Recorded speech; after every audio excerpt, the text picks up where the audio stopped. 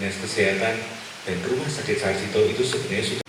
Waktu itu kondisinya pada kasus pasien anak ini memang saat itu tidak kita rujuk dengan gagal ginjal akut, tetapi hepatitis misterius pada anak.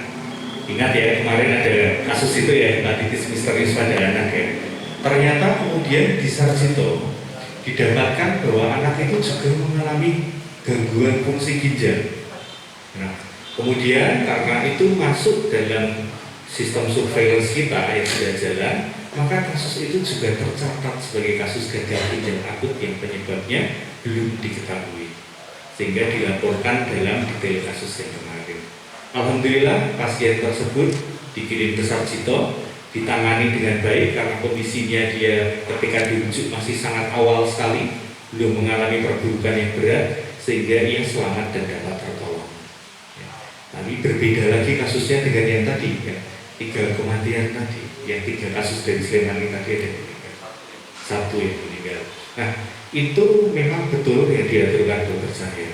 Investigasi menyeluruh untuk kasus tersebut itu ada di Sarjito. Jadi data-data itu akan langsung dikomunikasikan ke BPOM dan Kementerian Kesehatan.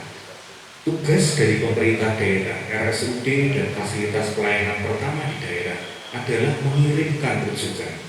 Mereka di Sarjito yang menegakkan diagnosis tata laksana dan melacak penyebab.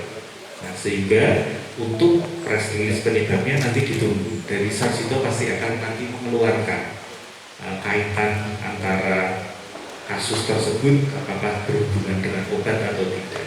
Hati-hati, jangan langsung disimpulkan dengan obat, karena 13 kasus GGA ini belum semuanya terdeteksi penyebabnya murni dari obat. Ya, jadi hati-hati, jangan langsung disimpulkan dulu bahwa itu karena obat. Penyebabnya masih banyak dan masih diselidiki. Oke. Mbak Nisa, kaosnya bagus tulisannya.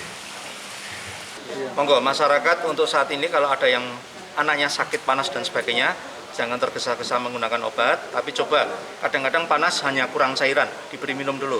Kemudian diberi obat-obatan atau dikompres dulu. Kalau obat-obatan ya jangan menggunakan obatan cair, sebaiknya pakai yang tablet atau tablet hisap atau kapsul. Atau yang paling penting adalah tadi kalau terjadi penurunan jumlah urin sampai tidak bisa kencing, itu harus segera ke vaskes untuk supaya jangan terlambat.